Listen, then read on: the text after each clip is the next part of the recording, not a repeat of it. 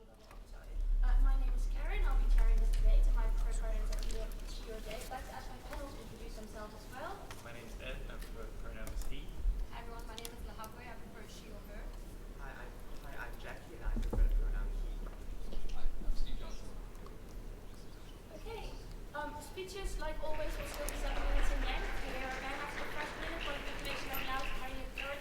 Another one after 6 minutes, they're no longer be allowed for 7 minutes. You're double banned. Use your last 15 seconds to finish off a sentence, not start an argument. Presumably, should know that that's not really compelling at that point. Are there any questions before we start this debate? So without any further ado, I'd like to give the floor to the Prime Minister to open the case. Let's stand and hear it. Here, here.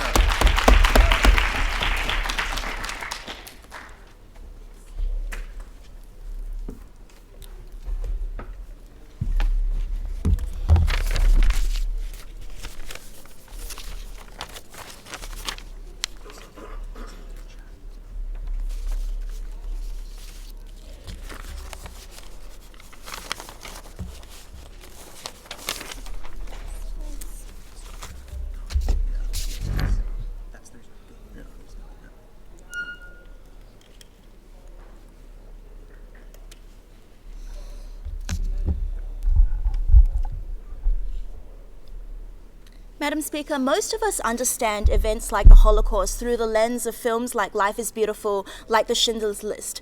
And we think we have a complete understanding of the Holocaust because we have watched those films. But what those films neglect to talk about is experiences of people who don't have our sympathies, people like the Romani people who were equally discriminated and suffered in the Holocaust, but there is no political will or sympathy towards because they have not captured our imaginations. We say that films purport to make you understand an event deeply, understand an event holistically. But what that purport is bad is how it changes the actions we take in the present day and age. 3 things in this debate. Firstly, I'm going to talk about what the comparative would be. Secondly, I'm going to talk about why we get a more shallow understanding of events through commercial films. And thirdly, about what the harms of having that shallow standing are. So, what's our metric for regret? We say our metric for regret is when these films create a worse understanding of the event at hand in the public imagination, and when that leads to less sympathy for the victims who continue to be affected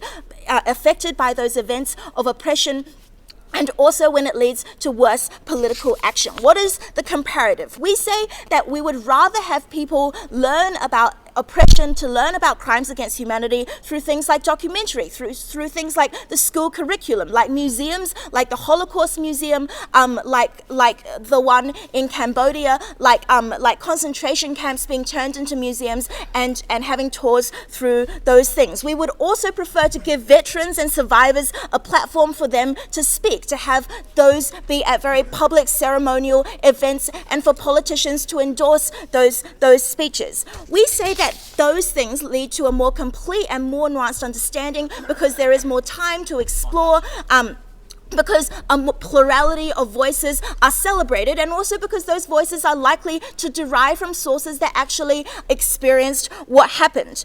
Why do we think that these things that do exist in the status quo get erased by commercial movies? Firstly, because commercial movies are more powerfully advertised, right? They dominate what we see when on YouTube and stuff like that, and we think that comes to dominate our popular imaginations. But we also say that movies are designed to evoke emotion, right? They are to concentrate a struggle of a whole race around the struggle of one individual person and make us relate to that person. We think that means that like tunnel visions our sympathies to that one person who is portrayed but purports to be a depiction of everyone. We also say that the imagery is incredibly potent, which means it sticks in our imaginations. Not only does this mean we have less time to consume those other things that inform us, it also means that when we do consume those things, we consume it through the lens of those commercial movies that we have already seen. We consume the Holocaust Museum through the lens of the movies about individual Jews and focus on them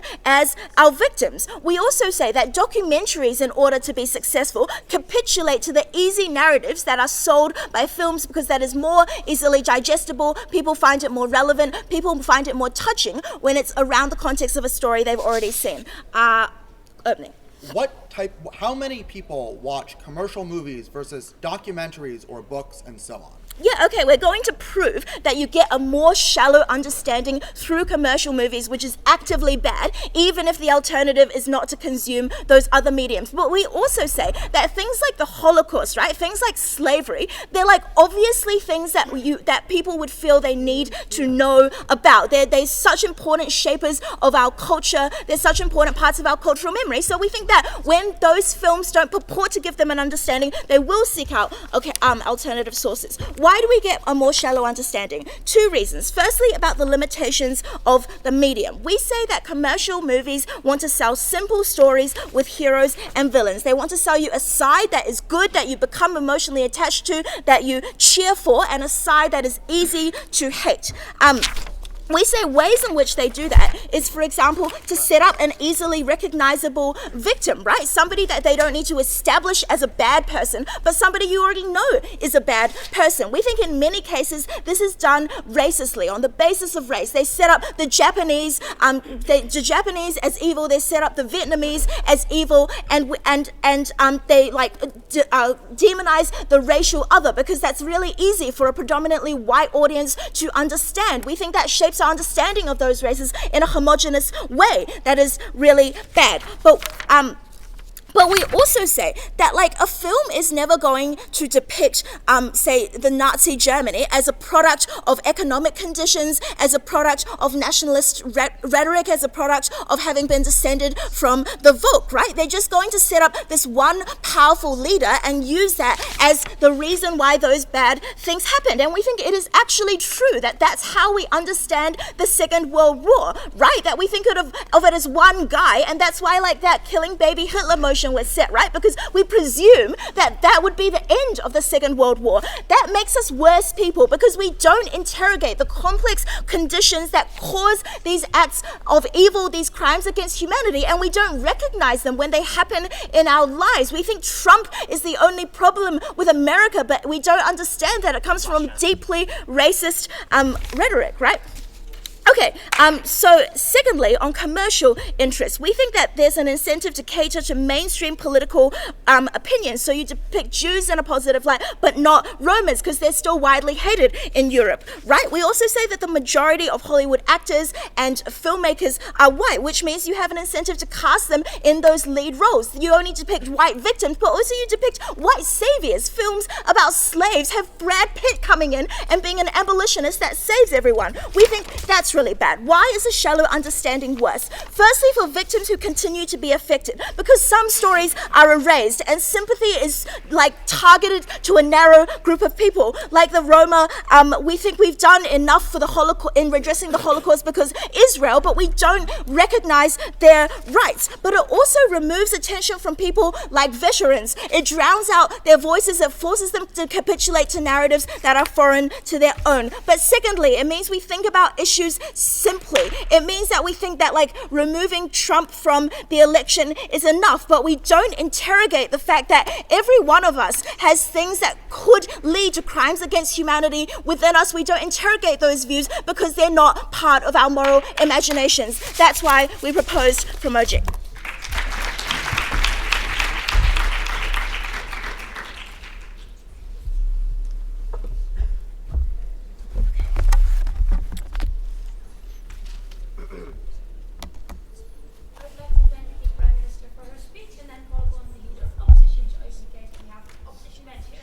Here.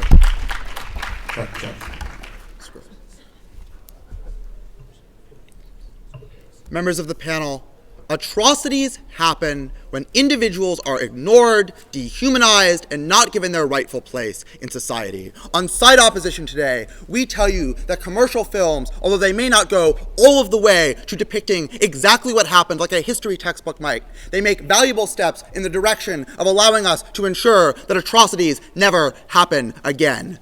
Two things in this speech.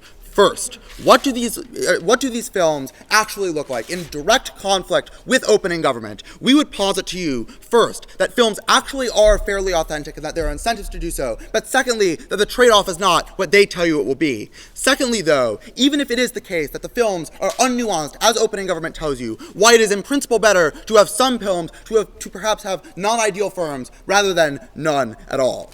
First, what kind of films actually exist on our side of the house? What kind of films actually exist on theirs? We would posit that filmmakers have substantial incentives to make relatively authentic, relatively engaging films for several reasons. Firstly, we would posit that there is always the risk of boycotts and backlash if a film is not authentic. When Hollywood, for example, produced Stonewall, a film that depicted the gay rights movement in a negative and non-nuanced light, there was massive backlash. Individuals didn't show the film, and it tanked at the box office. Secondly, we would posit communities in which filmmakers exist don't want to be tarred as bigots. Hollywood is not known for being a terribly conservative or backwards area. We would posit that when they tell you there are commercial incentives to make these films unnuanced and so on, in Hollywood you don't want to be the director that is accused of making a film that is racist or unsophisticated. Finally, we would posit to you, many filmmakers are driven not only by commercial success, but also by critical acclaim. You're never going to win an Oscar with an unnuanced good guy, bad guy story. We would posit that narratives like Amistad, in which there is nuanced analysis, in which white individuals are portrayed both as good and bad, and black individuals are similarly portrayed simultaneously as sometimes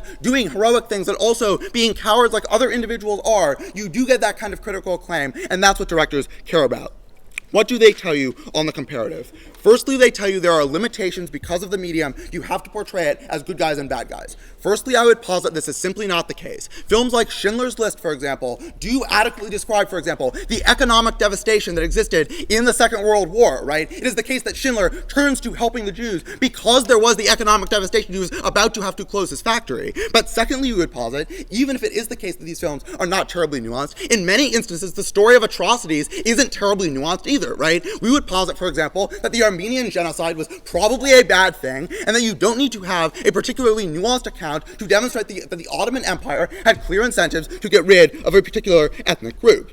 The second thing, though, that they tell you is that you have to pander to commercial opinion. Extend the arguments that I already explained to you, right? We would posit that in many cases, commercial opinion is fairly sophisticated. Secondly, though, we would also explain to you that in this instance, and I'll take you at the end of this argument, commercial opinion is such that it is the case that in many instances, you wind up with individuals at least getting some explanation, so we think that there is a middle ground for what they talk about. Secondly, though, on the comparative, I don't think that the world in which they paint, where everyone is, watching sophisticated documentaries, is true. We would posit that they have to defend a world in which people are watching action movies and so on that are commercially successful. Why is this the case? All of the analysis you heard from the opening government. Action movies have large amounts of advertising budgets and so on to be participated. There is a norm that Hollywood pictures are always ready to spend money on Spider-Man 7, right? Because they know it will sell. Thirdly, we would posit, even though we claim that commercial opinion is more sophisticated and so on, in their world, if it truly is the case that people are only interested in watching unsophisticated bad guy, good guy narratives, it's highly likely that they're just going to watch the next Avengers movie rather than engage with the documentaries that they talk about. Given that this is the case, I do think that they have to deal with two factors. One, all of the complaints that they have about how the commercial films are likely to be unnuanced and reinforce stereotypes are equally, if not more so, true with action movies and so on, right? In their world where they tell you that commercial stuff is so bad, it is the case that these things would be more commercial. Secondly, though, we would posit our side of the house, we would actually get some subversion of narratives and privilege, right? If it is the case that you watch Amistad and you realize that there was oppression in the past, at least it is in the back of your mind when you go home with your family and have dinner after watching the movie that you are very lucky that you were not mistreated on a slave ship. On their side of the house, where you're watching things about aliens instead, I don't think anybody goes home and says, hey, it's really great, I wasn't abducted and didn't land on Mars. Second point, though, why is it the case that, Surely the groups of people who are least able to speak out against a film erasing their experience are also the most vulnerable people who we need to give platforms to. These films discredit their narrative, decreasing their voice. So, three responses. First, I deny the premise that disadvantaged groups can never speak out, right? Allies in Hollywood, for example, can speak out and say that the Roma are being mistreated, right? This is, in fact, empirically something that frequently happens. Secondly, though, we would posit, it's not the case that having a narrative about one oppressed group trades off with another oppressed group. Think about how, gay rights individuals in the United States drew on earlier narratives of black oppression to expound upon their own cause. We would posit that there are synergistic effects between different liberation struggles rather than ones that are oppositional. Second question, though, why is it, in principle, good to have some films rather than none at all? 3 reasons. Firstly, we would posit, in principle, there is an idea of commemorating particular atrocities and creating emotional connections, right? Government tells you that there is an important aspect of demonstrating that individuals have, advancing liberation struggles in the future. We would posit it is also important for the same reason that we have obituaries and so on, to draw attention to the mere fact that people were oppressed in the past, because it honors their experience and delivers their material, right? Secondly, we would posit it is important from the perspective of film itself to create emotional expectations with different individuals. If it's merely the case that these are good films that are produced, we're okay with having that too. Why is it the case that some film is better than none film? 2 reasons. First, directly we would posit that these sorts of films wind up entering discourse and creating more films in the future. We would posit that even again if it's the case that they tell you these films are going to be absolutely terrible, you wind up with a book review or an article in the New York Times explaining why this film was bad and articulating a greater degree of future. Secondly, we would posit we stimulate interest. 12 times more interest in the United States, more time per hour is devoted to watching movies versus reading books. We would posit that insofar as someone watches a movie and says, I'm kind of curious about what this Schindler guy was about, maybe they pick up a book and engage more with this material. Thirdly, we would posit there are spillover benefits from just the mere fact that it is the case that you can see commercial success, right? We would posit that the documentaries that they talk about are more likely to be produced in the future when you, 1, break down taboos, for example, in this 1960s, of not talking about the Holocaust in the United States at all. Schindler's List broke that taboo in American cinema, but secondly, demonstrating that other films of this type are more likely to be commercially successful. When a film like Amistad, for example, is developed in the United States, a big box studio executive 7 years down the line is more likely to say, hey, I'm likely to run this other film versus something. We don't necessarily create perfect film, but it's a step in the right direction. We are incredibly proud to oppose.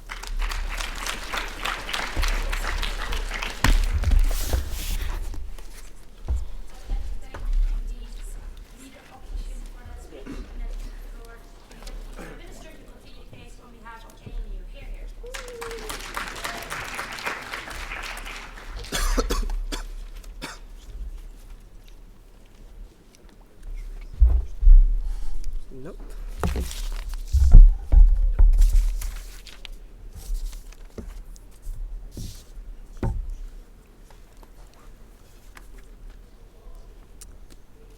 First, let's talk about awareness and whether or not these movies displace other types of awareness of these kinds of conflicts or whether they add to it.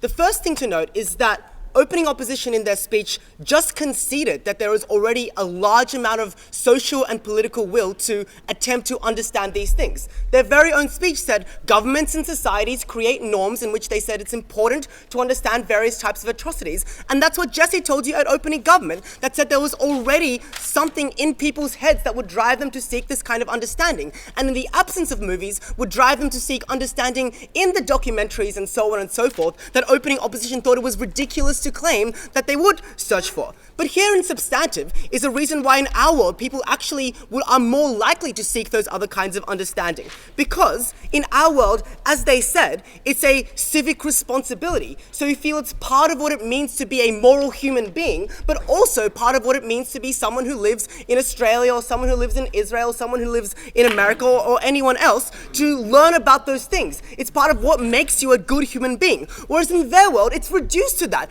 It's reduced to entertainment. It's reduced to something that you go to a movie theater and you sit there misty-eyed and have a bit of sadness and a bit of happiness. You know, there's good guys, there's bad guys who cheer for it. And that kind of discourse actually ultimately creates far more apathy. That's the kind of discourse that means you don't feel like it's your responsibility to learn about those kinds of atrocities. So, that means that it is likely that there's actually going to be less awareness as a whole. People are going to consume less of this kind of material on their side of the house. You won't watch other things. And our world, of course, you will. Because, and not just because of that reason, but because of reasons Jesse told you, which got no response. Because their world provides easy answers. Their world provides a nice consumable narrative, a nice singular narrative that is advertised for you by big advertisers and says, right, you're good now, you can go off and live your life and not have to find out about those things. But even if you do watch other things as a result of this, even if you do become curious about this Schindler guy, obviously the way in which you interpret all that kind of material is going to be polluted for you because of the way in which that movie has affected you for all the reasons Jesse told you, right? So you're emotionally affected by your connection to a movie, so that emotional, visceral kind of lens is now going to make you look for bad guys in documentaries, look for bad guys in all the other types of media. More importantly though, that also actually changes that media itself. So after an enormous media like thing like Schindler's List, that actually means that all the documentaries that follow it happen in its shadow and are more likely to take up on the easy narratives that it wants to give you, because that's what people now know. So now the incentive not only of films but also of documentaries, also of governments, is to play into those narratives. So that is just preliminarily why these definitely both reduce, but also, if they don't reduce, displace awareness that we would have otherwise had on other things. Now let's talk about the characterization of these films. Because this side told us that these films still had reasonable incentives from authenticity. Because they don't want to look like bigots, they don't want to have backlash on their behalf. But that backlash, like Hollywood backlash, right, is going to be organized by the strong, by the people with political capital, by the people with connections, the one that the bougie Hollywood reporter decides is someone who it's worth writing for. There's never, to my knowledge, been any kind of criticism from mainstream backlash against any large Hollywood movie about the Holocaust from Roma people, because those people don't have political capital. Those people are the most vulnerable people, and those people don't operate on the incentives that opening opposition told you they would. But here are 3 more reasons, that expanding on Jesse's reasons, as to why the lack of authenticity is intrinsic. Firstly, because of the desire to create a simple narrative. History is never in a simple narrative, but films have to be, because they're 2 hours long and you have to make people want to go. And they seem to concede that when they're like, oh, but you know, the Ottoman genocide was probably a bad thing. Conceding that the movies about the Ottoman genocide are gonna portray the Ottomans as evil people who are responsible for committing something that was hugely immoral. Secondly, it's intrinsic because of the enormous commercial sway of advertisers and so on. That actually makes it more, that means that people have a singular vision of this event. Like there's just Schindler's List and Life is Beautiful, and then everyone's like, that is the Holocaust. That is an intrinsic thing about these kinds of enormous movies. Whereas in our world, when there are far more sources and the norm is to consume far more sources, that becomes less singular. Another intrinsic reason why they're going to be less authentic. Thirdly, movies have the incentive to get to your emotions, to pull your heartstrings, and there are really defined and very, very conventional ways that movies tend to do that. They portray good guys and bad guys, that kind of thing, to get you to invest in those movies, and so on. All of those are inherent reasons why the commercial film medium is bad for this. Now let's talk about our harms, because I feel like opening opposition hasn't quite understood what our case is about, which is that these films are qualitatively bad. So even if people watch them more than they would watch documentaries, that is not a benefit because of the way they make people think about the world. What were those harms? They were incredibly important. Firstly, it means that you understand the way that evil happens in an incredibly shallow way that makes it far harder for you to see evil in the world right now. So for example, everyone's like, Hitler, he was a fucked guy. Nobody in the world can possibly look like Hitler, and don't notice, I have to interrupt my sentence, but I'll say closing. What people conceive as important depends a lot on what are things apparent in popular culture. If people didn't see the Holocaust there, they would care more about Harry Potter and Star Wars instead. Why would that be a good thing? Bro, but I told you that wasn't true, right? I know about what do I know about? I know about, cricket and stuff like that. I know about things that Australians care about.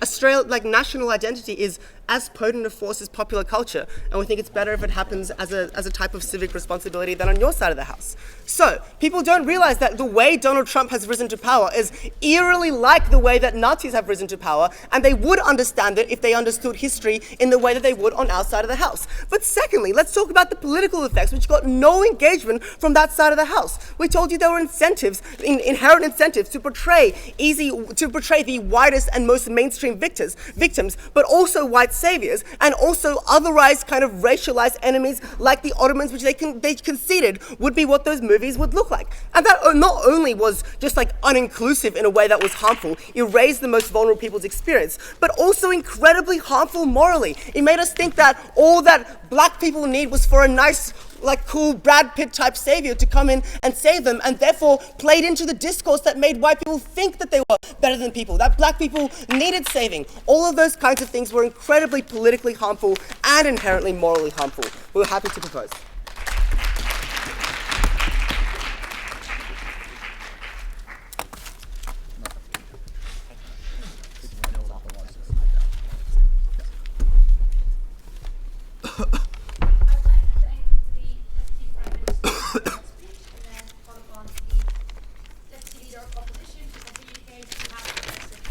Hear, hear. All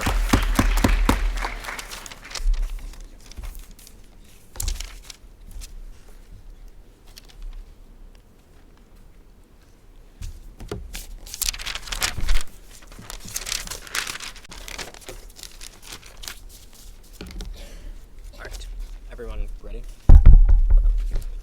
Everyone good? Sweet.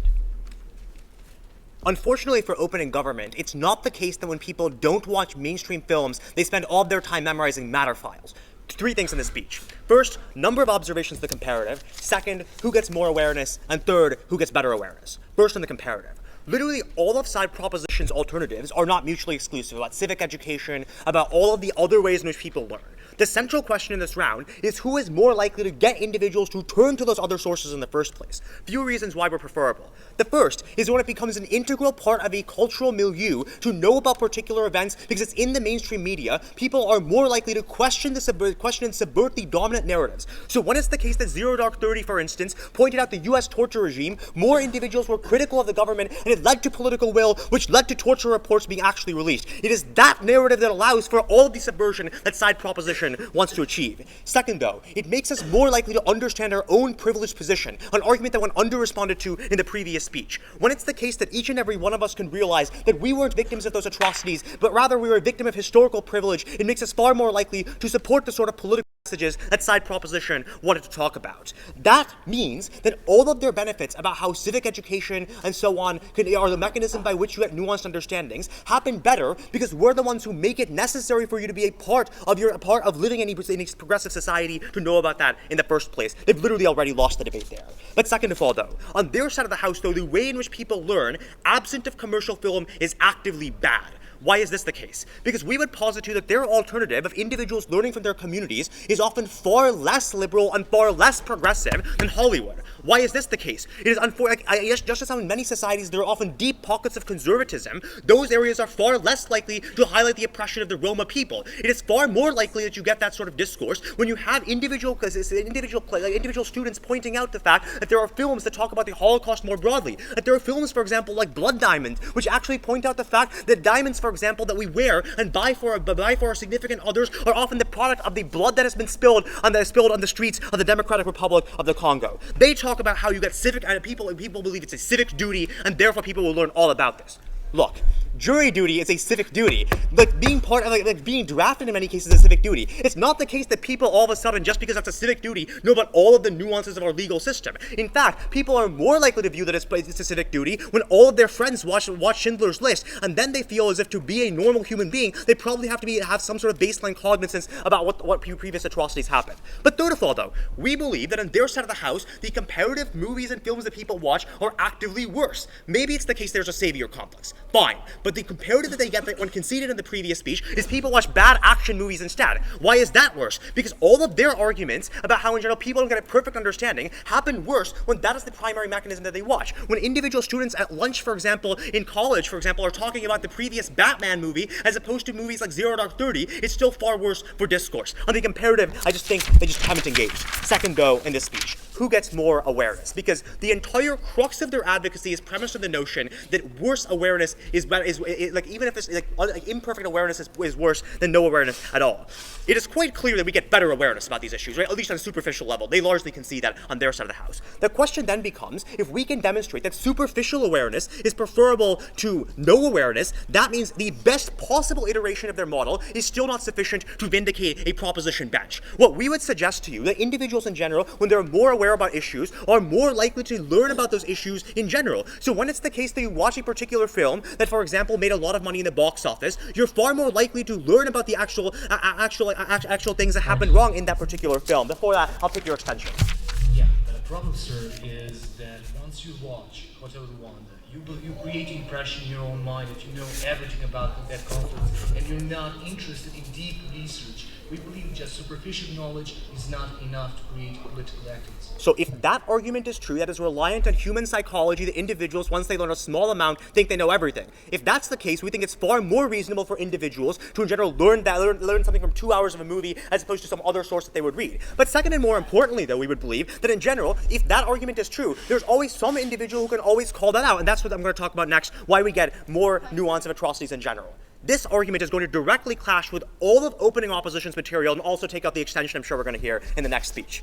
First reason is, in general, filmmakers in general have a large incentive to be accurate to the maximal possible degree. When you have movies like Stonewall, which mischaracterize the LGBT struggle in the United States, that get straight up bomb in the box office due to boycotts, we believe that is sufficient to vindicate this argument. Moreover, what we explained is, Oscars in general and the incentives of award givers in general is often in general to confer an award upon the most nuanced depiction of a particular atrocity, which is to say that individual like award givers, for example, like people who give out Oscars have an incentive to do so. That then creates an incentive for filmmakers in general to create accurate films. The response we get is, but only those with connections in general are able to get these sort of awards, right? The Roma people are always going to get diluted.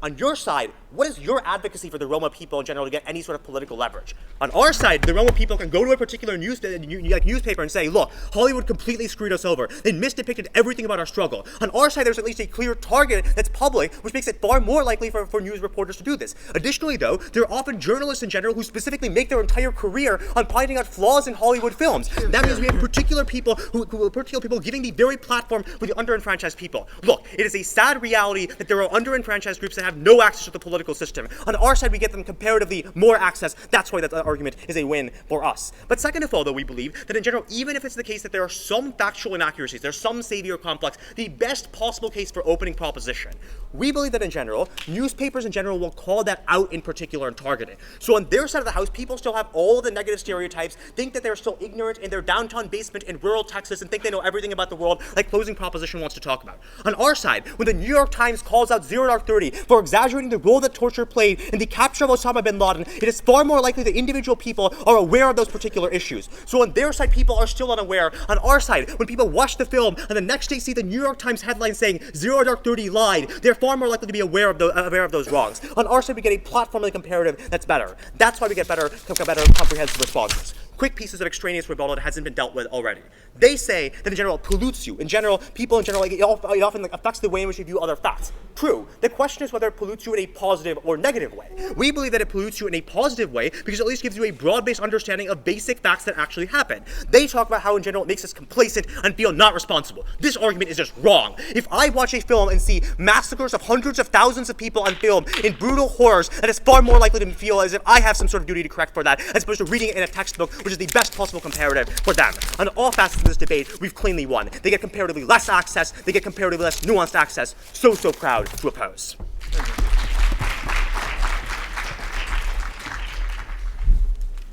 like to thank the leader of opposition for that speech.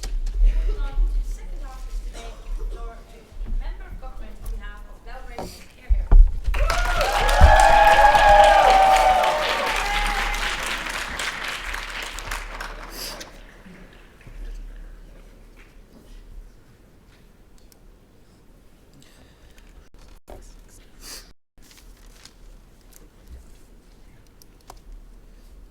These movies create three concrete harms that we would like to extend upon in this debate.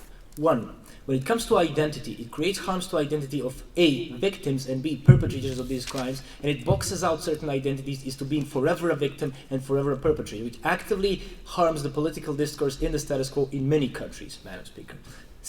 B, what we say secondarily is that when it comes to this, it usually essentializes certain identities in a way which is actively harmful for them to basically sell the discourse, that they had a much more complex and nuanced analysis and much more complex and nuanced part of these societies in these historical narratives. There is a reason why Yad Vashem teaches about Holocaust in a context which is basically much, much wider than merely a crime against humanity. We believe that a movie can never sell this story in the status quo. And thirdly, what we say, these movies create a thesis, which is called an ancient hatred thesis, which is something that is completely terrible, which we say. It is something that is an image that certain regions are beyond saving, are forever regions of constant warfare, and forever regions of basically ethnic groups hating each other, which produces a narrative, which produces historical textbooks, which produces certain political solutions, which are actively harming our peace and reconciliation process in many regions. So we'll tackle them on both of these issues. But before that, several points of rebuttal, right?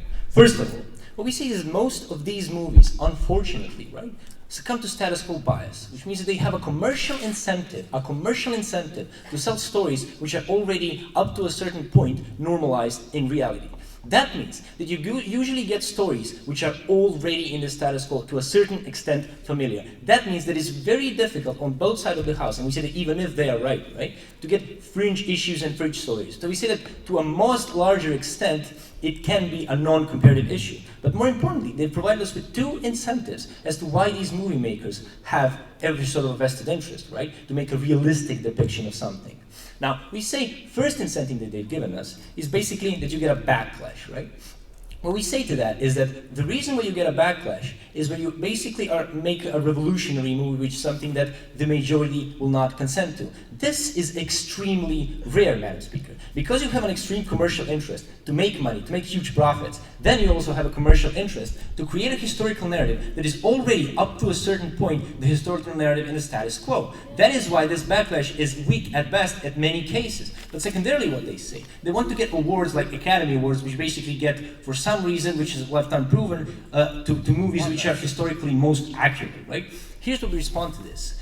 We think that 0 Dark 30 and 12 Years a Slave create a narrative that we have a political active discourse about something that we don't have a political active discourse about. We think this is actively harmful to a very large extent. We think that if you watch 0 Dark 30, then you have an image that Americans actually have this discourse on every level, which is something that was later, which is something that happened much, much, much later. We failed to see how this movie brought to CIA torture report. What we say is that this movie, no thank you, this movie has already leaned onto a certain discourse that already existed, so it's non-comparative by itself, but the harm is that when you watch 12 Years a Slave and that movie gets an Academy Award, then you think that, yes, of course, excellent, we acknowledge African-American victims, and we have done so much for them. We, in our culture, we always put them on a pedestal as victims, and therefore they get these things as awards for the movies or their suffering, etc., etc. That actively harms all other cultural stereotypes towards them that already exist, because it crowds out discussion about it. That actively harms the fact that, for example, you cannot get an Oscar as an African-American if you don't succumb to a certain stereotype as an African-American, and if you don't actually become a part of that movie as something that people expect from you to become, right? So we say that this movies create discourse about something which leads to policies is, first of all, either unproven, or second of all, non-comparative, because it already, because of the status quo bias, what you do have to do is produce movies about stories that are already in there. Third point. They say people then create discourse because they don't talk about Batman, right? They talk about movies that they've seen, and New York Times can effectively rebut the thesis in these movies. The response to our POI as to why would people analyze further what they've already seen in a movie about 2 or 3 hours, which has like an aura of authority that is historically authentic, is, well, that's basic human psychology. People know that they don't know everything. We say, nope. Basic human psychology stipulates that people have a bias towards knowing many, many other things that they don't know, right? It's called the Dunning-Kruger effect. The more you don't know, the more you are confident about knowing certain issues. That is exactly the case when this is already a part of the narrative that is in the status quo, for which you have a commercial incentive on selling, right? That is the case when note that the unique thing that these movies do is either sell themselves on historical authenticity, or at least try to decline that they have historical authenticity, but nobody cares. The Coen brothers basically made a joke about it when they, in the beginning of Fargo, always say that these things that happen in these movies are historically accurate. Most of people don't even know that that's a blatant lie, right? Because people don't fact check movies. That's the world that we are living in, because movies are something that we consume and then discuss in a very superficial manner. No analysis on their side, apart from, well, that's in human psychology to know more and then learn more about issues, is something that we find weak at best. Now, if that's the case, here's what we say on identity issues, right? We say this creates a specific context in which you feel that you are a constant victim of something. It means that you are more radical and more extreme in terms of like hawkish foreign policy, because you keep on confirming to yourself that the most important part of your identity is basically the victims of your forefathers, right? Go. Maybe it's the case that you like affirm the status quo in these movies. Given that the status quo in areas where movies are made, like Hollywood, is vastly superior, we would posit, to that in conservative areas, why isn't it still a comparative improvement? We don't think it's vastly superior to these conservative areas, because there's a lot of people now, for example, that are not in these conservative areas, which now stipulates the stereotype that people in these conservative areas are inherently racist because their forefathers were inherently racist. That means that you alienate these people from those people. That means that you box in those people from the South, for example, into basically believing that their identity will forever be connected to slavery, which means that they insist on things like, for example, the Confederate flag against all odds and against all discussion, because they are more right than they would be, right?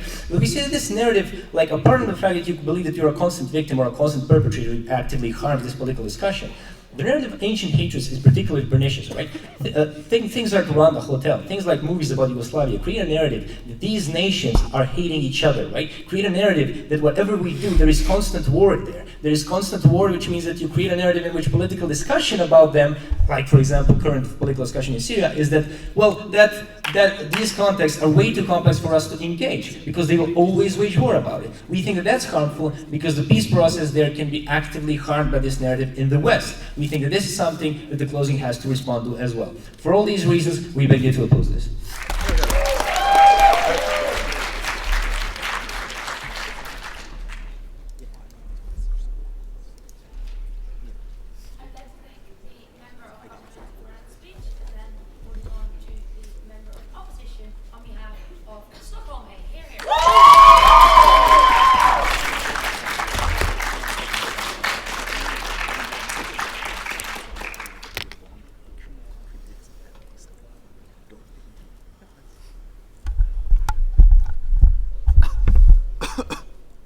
Okay, so this is fine? All right. I'm going to talk about why this will popularize and act as a gateway sort of info drug to the various types of groups. So I think we can identify two groups here, the sort of lowest common denominators who have not much interest, and the sort of nerds who want to find out things. So we believe that that will counter both things coming out of opening. Secondly, I'm going to talk about what will these films be replaced by, why specifically what they will be replaced by are inherently worse, expanding on what opening opposition mentioned. Thirdly, I'm going to talk about why simplified and flawed versions are still better than nothing, why the imminent harm here are the rise of far-right nationalist parties that have these simplified values that we want that these movies portray as bad. Before that, 3 points of rebuttal. First of all, that there's a simplified narrative here that the opening government said. Ottomans were evil. We think that these movies have a simple causality. All right, they're evil, but they're evil because they killed the Armenians. That's a simple message. We're fine with that because it's better than no message at all. Secondly, they talked about well, people can get these things from national identity. Well, the point is that commercial movies cross national borders. I have no national identity in Sweden about Rwanda, but Hotel Rwanda makes me interested. So that's our point. Thirdly, and this is coming from closing, this says that this will cement the sort of roles of perpetrator and victim, and this kind of sort of the idea of ancient hatred. We think that if you have more discussion, you will have more nuance about these roles than if people are just familiar with them but don't talk about them. Also have the comparative where people have low interest and no knowledge. It's better to think that people like the Hutus and Tutsis are perpetually against each other than have no idea about anything at all, no care about it, and don't worry, well, that's over there. We should have no foreign policy about that. No, thank you. So, going into that first point, why will this popularize and educate good basic values? Well, first of all, they appeal to the lowest common denominator. They teach these decent basic values. And they do so by provoking an emotional response, like powerful stuff. And this is how it appeals specifically to those who might not be that interested in higher education. Let's talk about lower class white males, for example, who might not sort of go to museums, go to enjoy school or read books, but they will appeal to them and they will at least teach them these basic values through emotional education, right? And these are the people who are most likely to vote for the types of parties like Jobbik or the Sweden Democrats or Trump in the United States, right? So why is this good then? Well, first of all, because this increases their interest and teaches them these basic values, makes them less likely to do so. We think that it's inherently true on our side. But also because it teaches them these ways in ways they can understand. They talk about, oh, it's a white straight male. Yes, but if that white straight male hero allows them to identify with the sort of basic educative narrative and see that, oh, it's bad to kill people, it's bad to, oppress Jews or whatever, we think that's fine. And we also think that it's not necessarily always true. Look at 12 Years a Slave, look at like Cuba Gooding Jr. and his first Olympic swim team. There's always the white guy who's the racist who's like, get these guys out of the pool. Look, and people realize, well, maybe I'm that guy because I'm a white male in my 20s who sort of had said similar things, maybe as a joke. This allows them to identify in a good way that maybe I am a problem and realize the point of interest. But then we heard from opening government, yeah, but look, it takes away the nuance because then you see them out of this lens. We think that's not true. These people would not go to museums to begin with. And they might do so afterwards. As closing said, the less you know, the more confidence you don't need to find out more. Now they know a little bit more, they'll be more likely to find out more, right, by that logic. But then we also have the groups that are interested, the nerds, right? Well, how will they do? Well, they'll probably see that, oh, look, we saw Schindler's List, what else is out there? And museums know this. I mean, museums, books written by nerds, museums are run by nerds. They will cater to these people like, look, Schindler's List got all this stuff wrong. Here's the real deal. Here's the real score. Here's the new info. That appeals to these nerds. They're more likely to find this perspective because they like to lord it over other people, say, haha, I know the real story. And when the interest is high in society in general to talk about these things, they can also come in and act like the smarty pants who knows what's really up. So, no thank you. So, what films are then replaced? We believe that we're not talking about people asking the question, how do I find out about the Holocaust, going to see Schindler's List instead of going to a museum. We think it's more people asking the question, what movie should I see tonight? And then go and say, should I see Schindler's List or Jurassic Park?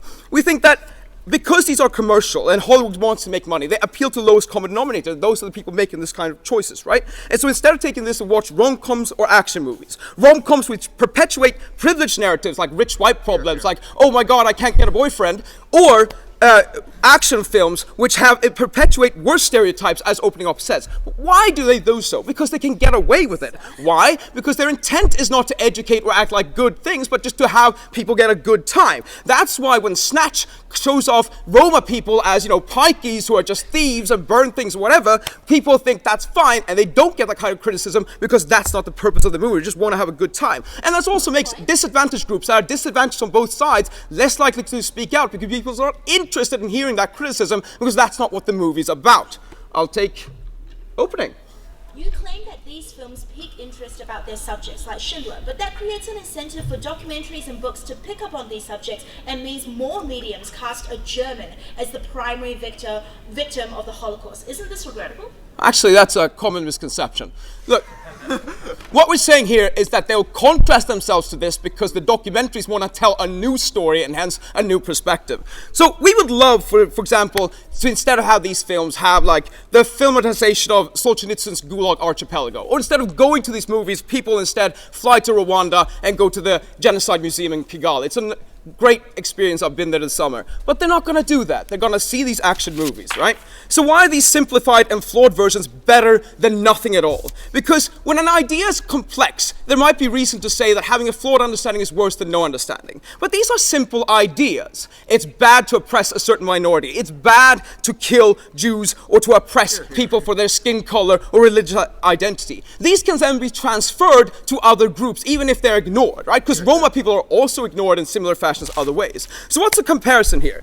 Who gets hurt and how gets more hurt? Well, see, on our side, yeah, perhaps people are portrayed badly, but at least discourse is high, interest is high, and people are talking about these things. On their side, people ignored completely. People have low interest and even though the sources out there, they're boring, even if they're accurate, so nobody pays attention to them. But more importantly, on their side, we lose this education of the masses who wouldn't get educated at all because they don't like schools, museums, long books. They find that boring. They do, however, go out and vote for right-wing parties and extreme parties today. We think that's the harm that has been ignored. If only Schindler's List was more popular in Hungary today, then the idea that we should identify Jews and keep them from having positions of power in society because they are a danger to society wouldn't be so popular amongst the white middle-class youth and lower-class youth in that country today. We stand proudly in opposition.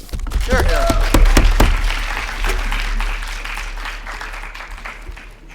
like to thank the member of the opposition for his speech and then call upon the government whip to close the case on behalf of the government and on behalf of Belgrade Engineering.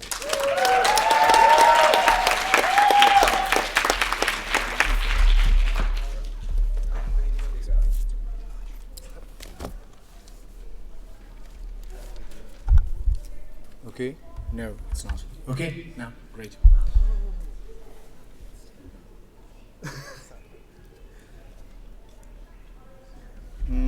Right, can I? Okay.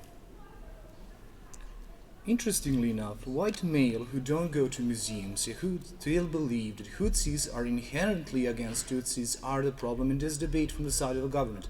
Because we believe this oversimplification that comes from watching these movies and false authority of believing that you know shit about them, that you know and you have right to critique and talk about this, is the current issue that George in his extension provided you with. He said that once you start learning and you believe this is completely authentic, no matter they didn't recognize, they didn't talk about in movies like Hotel Rwanda about political inequalities previously for 150 years and guilt of Belgium, which was in this region, still you don't understand what happened there. Once you don't see that context and you see and you're emotionally overwhelmed with that movie, you believe you know a lot about what happened there, and you further radicalizes the people who did do that genocide. It stands on both sides of the house. However, they're more radicalized and more boxed into their own identity and less likely to accept what's happening in political discourse. We believe this is highly problematic. They accepted to go with nerds and how dare. Unique mechanism of criticism, yeah, right, because once you start watching a movie and you're emotionally invested in that movie, you're much likely to accept that criticism which comes from blogs. This is a severe, small number of stakeholders who are prone to actually go and listen to this critique. More often you are the one who create your own illusion what that movie really is about, because it's commercial, because it creates a vast amount of action and drama. You are much gained to actually draw on your own conclusion that this movie is much good, it's authentic, and it's representative of that pure issue. So no matter how good these nerds are, they're not be able to actually create the argument behind and to explain what really happened there. No, thank you. Now, they came up and they say, what will I watch? I'm going to watch rom-coms and things like that. First of all, it's false dichotomy and understanding how people think about and what they do in their own private lives. We don't see a problem with someone actually choosing to watch documentary, especially qualitative one, who already have authority of the company who provided them with, like BBC, like CNN, like even Bandits, their own criticism of current issues. We see that. Second of all, what will I watch is also a problem with Georgia's extension. What he talked about, that you have status quo bias. When you go and watch these particular movies, you still have you're still boxed into status quo, and you are less likely to actually prone an open discussion which is created. And moreover, third point of this part of rebuttal is this is going to crowd out documentaries. Let's say and concede this is true, even though we falsely believe in this. But we don't see how this is going to crowd out school curriculums. We don't see how this is going to crowd out the interest of people to actually be politically active and to investigate further. These are people who are not comparative. However, we believe this is okay. Now, we are more likely to accept the burden that it's much better not to watch these movies whatsoever and not to know a lot, to see that you know a lot about these issues, than to know and learn through these mediums. There are several reasons why.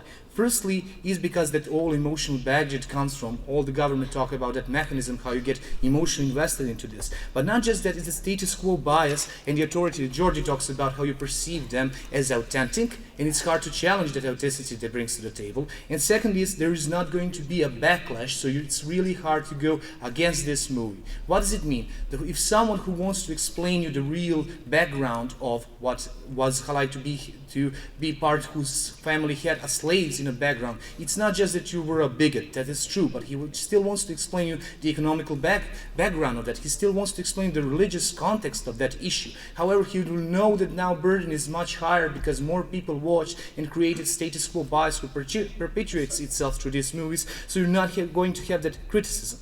Not just that, it's that critique, I already explained, it's not going to exist. Now, these movies, when it's created through this mechanism, creates two things. First one, you're not going to research further, you're not going to be incentivized to go through because you will think that you know a lot, not that you know enough and substantive about this issue. Not just this, it creates an atmosphere that you are not in need to research further. This is Georgie talked about Zero's Dark Sturdy when he said, you create an atmosphere that we already discussed about this issue and we know enough.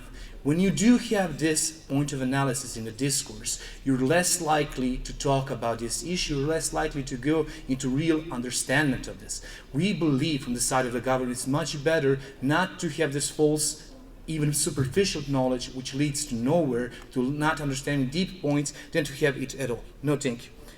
Point of clash is about victims. It's about simplified version when the whole opposition side tells you about that there is okay to actually accept some parts of their pain, and we say it is quite true, but well, not to the full extent. When we oversimplify them through movies, we are still creating more pain to them. Jews and their history in Europe is not just pain about Holocaust, it's a pain that whole society they were fully integrated with rejected them. So they're not less likely to accept the documentaries that exist in status quo because it oversimplifies their pain. We believe you should watch further on this point, and it's highly important. Not just that, but that victims is how you spread that medium. We also clash that with the second government. They say, well, you can influence the radicals throughout, no, when I finish this point, throughout the world. Well, it's not true, because radical kids are going to be radicals because they learn it from their own background, their children, their schools, or whoever, whatever peer-to-peer mechanism they exist. So you're not going to be able to break them, especially with a simplified version as this status quo. Opening. Sure. I told you that journalists make careers out of pointing out flaws in film that in general affect everyone, not just elites. I understand What is your that. avenue for awareness? I understand of it. the community However, which cannot point to Russia on a map. Okay, point is, about 500 million people go to watch a movie. Let's say that's true. Out of them, only vast majority of 1% or lower than 1% goes to actually watch this journalist, to go to actually read the column in Guardian. In the end, these people are the same people who do, by their own metrics, the further research because they're interested enough. However, the point is about the rest of that 99% who don't who thinks they know issues. And this is George's extension. How do you create that stereotypes? It's about political will to get more incentivized into deep research. When you start learning, you watch Angelina Jolie's movie, which is called The Land of Honey and Milk. What it creates, the Balkan is beyond repairing, which means you're less likely to even accept and reconsider policies that will eventually occur in the future, and you will even approach them from simplified version, which means in the future, you're much likely to recognize the Dayton Agreement is the best one who can be applied into these regions, still unaccepting the full extent of harm it brings you because you create an emotional picture in your own mind what it's like to live on the Balkans. Thank you.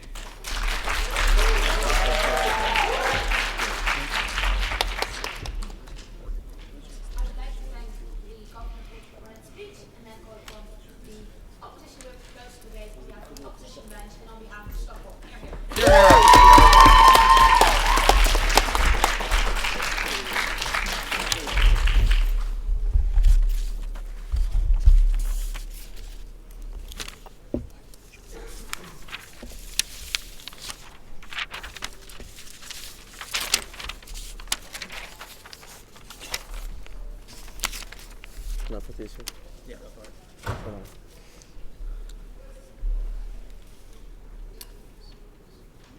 Is this good audio-wise? Cool.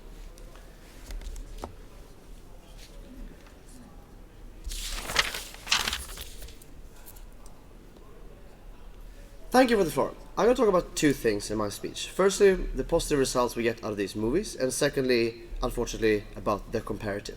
First, I have some points of rebuttal. So, if you replace movies about historic atrocities, you lead most people to the stereotypes that you get to see in mainstream movies and culture, which are worse, right? So all the stuff that CG tells us about the status quo bias, we think it's a lot worse, because that's status quo bias, right? It's in all the other movies you're going to see anyway, and I'm going to give you reasons later on where we think we get less of that on our side of the house. Second thing is important to note, the Estonian government in the whip speech conceded that few people are interested in the blogs, in the documentaries, in the museums, basically tearing down the entire OG case, which is about people flocking to all of these things, right? So I think that's very important to note in this debate. Final point of rebuttal. So they talk about sort of how difficult it will be for people to share their personal stories, to overcome the biases created by these movies. There are two important responses here, right? So first of all, as I already pointed out, most of this still exists, right? So if I come and I need to overcome, say, people's stereotypes about how black people are, about how Africa works, these stereotypes will be there anyway, right? But secondly, we say importantly, it's much more likely that you'll be listened to if you're talking about something that people know about and are excited about and are interested about, right? So after I've seen Schindler's List and someone says, oh, I was actually there, I was in the Holocaust, let me tell you my story, I'm much more likely to listen to that than if I never saw a movie about it, right? And this is especially true for the lesser known atrocities. Once I've seen Hotel Rwanda, I might not even have known there was a genocide in Rwanda beforehand, but now I'm much more likely to be willing to listen to someone who's talking about those things. Okay, so what are the positive results we get from these movies, right? So, opening government actually already gave us some analysis on how movies are powerful and grabs attention, right? But I thought we gave you a lot of good analysis in our extension on how, there's an emotional connection that you get, how you relate to characters, you start identifying with people in these movies. And that's very important, right? Because it's different when you read about something in an abstract manner, as opposed to when you actually feel the pain of, the guy in 12 Years as a Slave, right? Like when you see those things, we can identify potentially with the perpetrators. We can see that, look, there's the guy that is, the white racist slave owner. Am I a bit like that? Should I start questioning my values and my actions? Because you can see that maybe there's something in myself that I can see in that, right? I think that's really important. It's like persuasive for our side, which it shows why museums and all those things don't reach broad audiences, which means that the OG case doesn't really hold up, right? But I want to give you a couple of other important things, right? So, first of all, this is a starting point for nuanced debate. And that's really important, right? Because again, it's always noted in my rebuttal, the reason why people care, the reason why people go to Holocaust museums is because they know about it from the movies, right? The reason why people care about a lot of these things is precisely because it's already gotten so much attention from the movies the government wants to take away, right? But also, like Johan told, that it's seen as important, it's worthy of attention, because of these movies, right? So, for example, when a Roma person comes and says, look, we were actually overlooked in the Holocaust, one of the reasons that gets attention, they get listened to, is that we care so much about the Holocaust, right, already. So that's quite important. But Johan specifically gave you a mechanism for how museums like to cater to sort of, correcting common misconceptions. Like, they like it when they can say, look, you've seen these movies, you may think it was like this, but actually, Vikings didn't have horns in their helmets and those kind of things, right? So we think that this is something that actually leads to these museums being even better at pointing a lot of these things out, but there's a desire to know about it. No, thank you. Was that in the status quo, it's relatively easy to ignore also racism, right? Because you don't necessarily know the historical context. So a lot of understanding contemporary issues and bigotries and those problems have to do with understanding, for example, there's a history of slavery. So seeing these movies of historical, crimes against humanity, etc., gives you a context of understanding what's going on today. You might better understand why, for example, black people in the US don't trust the police once you've seen movies about how those white people that the police belong to used to enslave them. I think that's an important lens to see society from, that you get from these things. It's very easy to miss when you're, for example, a majority sort of white person in a society, and this overt racism isn't there as much as it used to be historically. Okay. So we think that this sort of counters, we see it's important to know that all the harms that we get from government bench, unlike, racism, status quo bias, all of this stuff stands anyway, right? Because if you look at sort of action movies, you can have black villains in those movies, and that's going to be equally problematic, right? So, we said an important thing is that when you make an action movie, when you make a fictional movie, it's very easy to cater to those biases. It's very easy to make the black guy the bad guy. But when you make, for example, a movie about slavery in the 19th century, the bad guy has to be white, right? Because it's like very hard to get around that fact. So we say that when you display these historical things, you're much more like bound by the actual historical truths to show something that is less biased. Whereas when we make a fictional story, this is much easier to get away, right? This is also true in general because there is like a demand for truth. So when you saw, for example, an action movie like Demolition Man, and you have Sylvester Stallone, the white guy, being the hero, you have Wesley Snipes, the black guy, being the bad guy, that doesn't, create a narrative like that much discussion because it just caters to the biases we already have. But if you were to do this, if you were to reverse this, when you put in a white guy as a savior in a situation where they wasn't historically, that does generate, critical discussion on whether that's really the accurate way of describing this. Sure.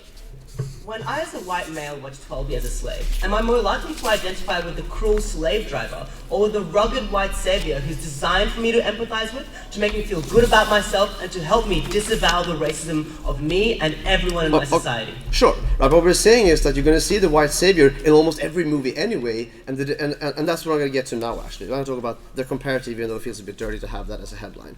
So, when it essentially, this is the debate, the type of debate we get very often, like the feminist icon one that we had in this very tournament, right? And the metric for deciding whether it's better to have imperfect awareness, imperfect information versus no information is the likelihood, is some of the likelihood of accessing deeper information. We're already told that that all falls on our side, right? And closing government scenes, you can see that. We have people on both sides who will go to museums on either side.